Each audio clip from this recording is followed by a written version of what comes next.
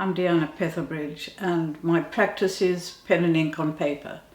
I have always been interested in the subject of war. My approach to it has changed radically over the years. I was doing a lot of drawings about war in the 1970s, some of them based on historical, not contemporary wars. So my interest in drawing was that of the immediacy of being able to go to a subject without huge equipment, studios, expensive materials.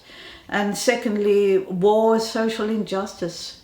And I was born in 1939, so I couldn't escape it. I really want to talk about this question of destruction and the destruction of the environment, the destruction of people's homes. There's a lot of horrible new terminology like domicide and urbicide, and these are the themes that I'm very much dealing with at the moment, particularly in relation to this endless and monstrous civil war in Syria. So in 2016 I did a three-part work which is now a triptych, which is now in the Tate, called The Destruction of the City of Palmyra.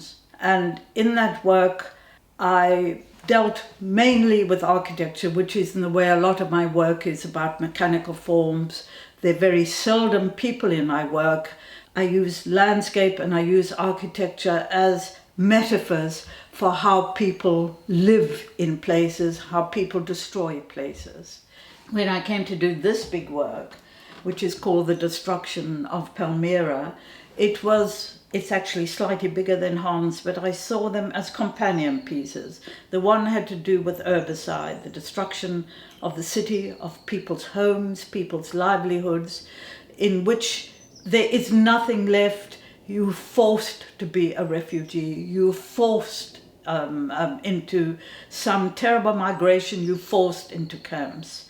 And Palmyra, of course, as a site which had been discovered, rebuilt, rediscovered, a very major and important and a huge, absolutely huge site, was then bombed by Daesh, as it was known.